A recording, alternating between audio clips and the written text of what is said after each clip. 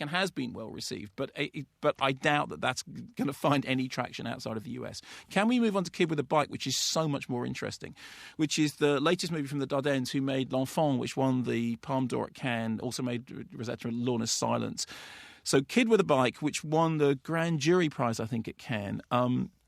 In The Child, L'Enfant, there was a story about a young couple who sell their baby for money and then rapidly regret and attempt to get the baby back. In Kid with a Bike, the story centres around a young boy called Cyril who's been left in a home by his father, and this actually ties up with Wild Bill, which we were talking about before. He's been left at home by his father, who's actually the male lead from L'Enfant, and he discovers that his father has moved away from the flat that he lives in, and apparently has sold the bike which he has at his flat. He refuses to believe that his father has abandoned him. He refuses to believe that his father has sold the bike. He runs away to his dad's old apartment to find that indeed his dad has gone.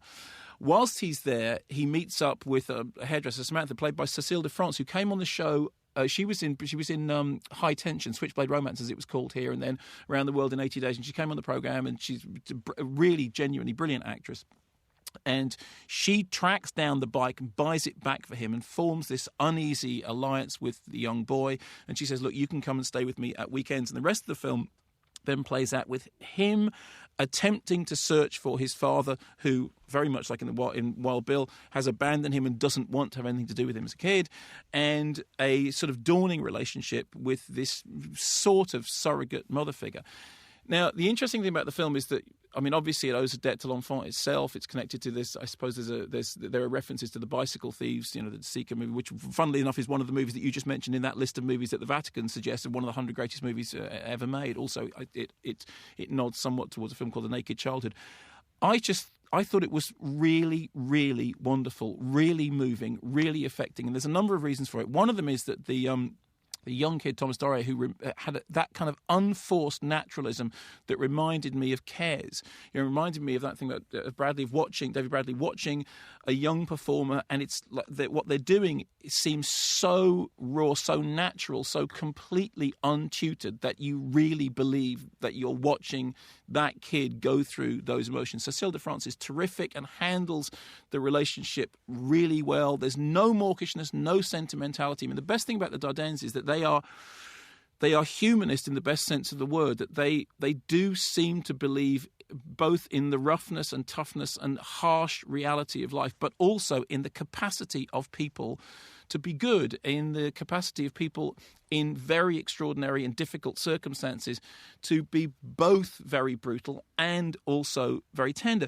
There's also a thing about all of their films, which is that there's this weird thing with endings of their film. You mentioned before, it's like the end of Lord of the Rings. There's 50 different endings, and, Liv Tyler says goodbye 50 times. And many movies suffer from an inability to end properly, a proper punctuation, and stop when the story is done.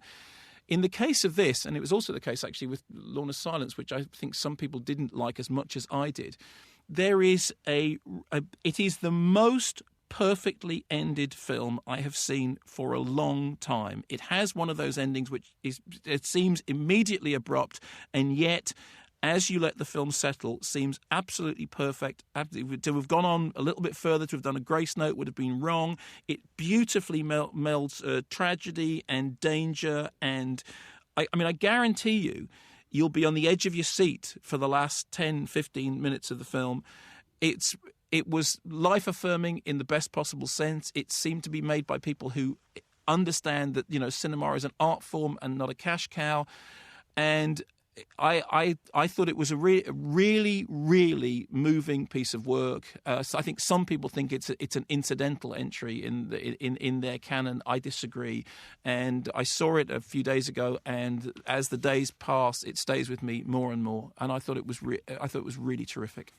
An email from Father Ian